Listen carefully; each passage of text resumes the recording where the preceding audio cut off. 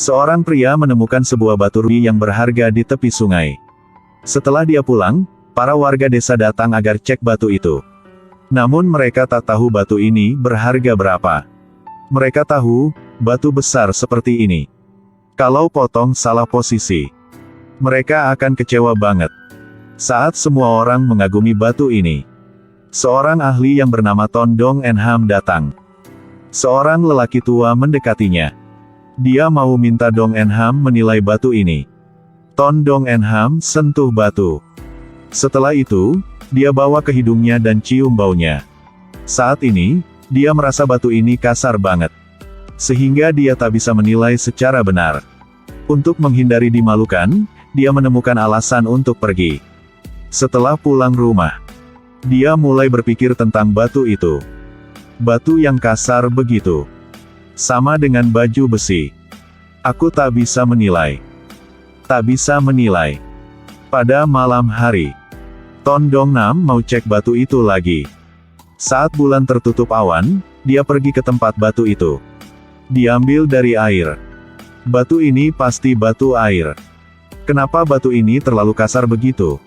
Dan punya beberapa titik hijau. Kalau begitu, dalam batu ini juga berwarna hijau. Tapi lapisan luarnya kasar seperti psoriasis. Warna hijau ini berdasarkan transparansi batu. Mang Doi Trien Yeu. Titik-titik hijau terus menyebar. Namun masih ada tempat terganggu. Jadi, ini bukan.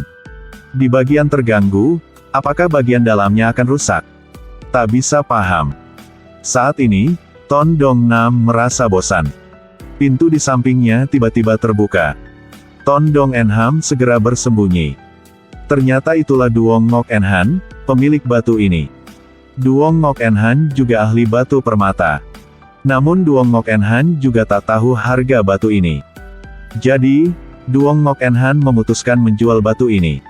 Tak terduga, 1 jam telah berlalu. Ton Dong En Ham telah tidur di tempat dia bersembunyi. Dia bangun saat larut malam. Ini adalah saat bulan paling terang. Cahaya bulan bersinar di atas batu. Sebuah pemandangan yang menakjubkan muncul. Ton Dong En Ham memandang batu itu secara terkejut. Karena saat ini, batu itu mengeluarkan cahaya hijau. Keren banget. Ton Dong Nam segera mendekati batu itu. Dia telah temui. Itulah Jadeite Jade Giok. Ton Dong Nam memeluk batu itu. Dia sangat menikmati saat ini. Setelah itu, dia pulang rumah. Dia berbicara hal ini kepada Tuan Pung. Saat tahu hal ini, Tuan Pung senang banget. Kali ini, dia pasti kaya. Keesokan harinya, Duong Ngok En Han mengundang para pedagang permata untuk datang. Dia mengadakan pelelangan batu ini. 3 juta. Aku bayar 5 juta. 5 juta? Aku bayar 8 juta. 8 juta. 10 juta. 10 juta di zaman ini adalah jumlah uang yang sangat besar. Atau lebih tepatnya, itu jumlah yang raksasa. Tapi Tuan Pung adalah orang yang terlalu kaya. Menurut saya, tidak ada yang membayar lebih daripada saya. Saya belum bisa menjual batu ini dengan harga 10 juta. Tuan Pung adalah orang yang tahu cara menggunakan uang. Harga terakhir, 15 juta. Tuan Pung tersenyum saat dengar hal itu. Karena dia pikir 10 juta telah mahal banget. Memotong batu jade sangat berisiko. Namun Duong Ngok En Han mengatakan bahwa 15 juta masih murah banget untuk membeli batu ini. Berinvestasi dalam permata sangat mudah untuk menjadi kaya. Sebuah batu permata besar begitu. Jika berinvestasi padanya, pasti akan kaya. 12 juta. Kalau tak ada yang membayar 15 juta. Duong Ngok En Han memutuskan untuk coba sekali. Dia pergi. Namun 1 titik kemudian. Saya akan membeli batu ini dengan harga 15 juta. Mahal banget, iya benar. Pada hari memotong batu. Banyak orang berkumpul di sini untuk menonton. Tuan Pung akhirnya akan menjadi kaya atau bangkrut, semua diputuskan hari ini. Ton Dong En Ham mencuci tangan dulu. Lalu dia mulai memotong batu. Tidak lama kemudian, dia menyelesaikan potongan pertama. Saat ini, semua orang terkejut banget. Itulah warna hijau. Tuan Pung juga senang banget.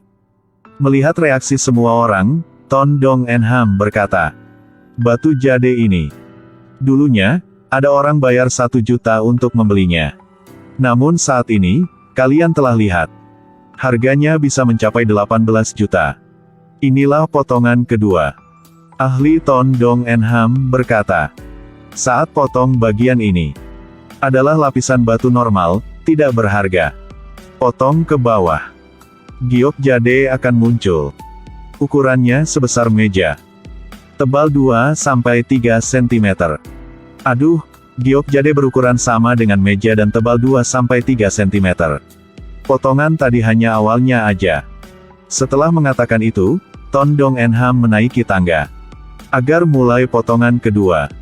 Saat Ton Dong En Ham ke atas, dia menggunakan bahan mencerminkan. Dia menggunakan sinar matahari untuk menemukan lubang. Setelah mencoba sebentar, dia menemukan tempat yang tepat. Tapi kali ini, Ton Dong En Ham berpura-pura. "Saya akan menunjukkan kepada kalian giok yang indah di bawahnya." Itu adalah batu berwarna giok bercampur dengan hijau dan transparan. Setelah itu, Ton Dong En Ham menyuruh orang memotong di posisi yang dia pilih. Ada pepatah di dunia perdagangan permata. 1 potongan kaya, 1 potongan miskin. 2 potongan ini penting banget. Kalau potong salah tempat, atau potong namun tak dapat hasil, siapapun yang membeli batu ini akan bangkrut. Semua orang menantikannya. Semua orang menunggu saat batu itu dipotong. Setelah menunggu lama, potongan kedua telah selesai. Aduh, tak ada apapun. Kali ini dia kalah banyak, tak ada apapun. Aduh, dia pasti bangkrut. Tak terduga, potongan ini tak punya hasil. Hal ini membuat Tuan Pung bingung banget. Saat ini, Ton Dong En Ham yang ada di atas batu itu merasa malu banget. Orang lain terus tambah besin ke api. Tak berguna. Ton Dong En Ham adalah ahli permata, tetapi potongan kedua tidak membuahkan hasil. Dia pingsan. Pada malam hari, Tuan Pung yang membeli batu itu merasa marah banget. Semakin pikir, semakin dia marah. 15 juta adalah seluruh kekayaannya. Karena dia sangat marah sehingga dia memutuskan untuk memotong kali ketiga. Namun, anaknya telah hindari dia. Bahkan jika Anda ingin memotongnya, Anda harus menunggu sampai besok. Saya akan membayar uang. Memanggil semuanya ke sini. Anda jangan peduli hal ini. Ayah, ayah. Saat ini, sang putri juga tak bisa berhenti Tuan Pung. Sementara itu, setelah mengalami keterkejutan yang hebat, Ton Dong En Ham sakit. Dia masih pingsan. Untunglah, Duong Ngok En Ham telah menyuruh orang membantunya. Jadi kesehatannya telah menjadi lebih baik. Pada saat ini, Duong Ngok En Ham mendengar suara di luar. Meskipun saudaranya mencegahnya, dia masih keluar. "Tuan Pung, kamu mau apa?" "Kak Duong, tolong saran ayahku. Dia mau potong kali ketiga." Di dunia permata ada pepatah seperti ini. 1 potongan bisa membuat orang menjadi miskin. 1 potongan bisa membantu orang kaya. Namun potongan ketiga akan membuat Anda bangkrut. Saat ini, yang Anda tak mau adalah potongan kedua. Sebenarnya itu adalah potongan ketiga. Kalau itu bukan giok jade, batu itu akan menjadi batu normal yang tak berguna. Tuan Pung marah banget saat dengar hal ini. Dia pikir Duong Ngok En Han dan Ton Dong En Ham menipunya. Duong Ngok En Han tak tahu melakukan apa lagi. Tidak peduli bagaimana dia menasihati. Tuan Pung masih tak peduli. Kalau begitu, silakan Tuan. Tuan Pung mengabaikan pencegahan orang lain. Dia pergi keliling batu. Namun dia tak tahu posisi yang tepat. Saat ini, Tuan Pung telah hilang pikiran. Dia menyuruh orang potong di tengah batu. Suara keras terdengar. Potongan ketiga telah selesai. Namun dalamnya masih tak ada apapun.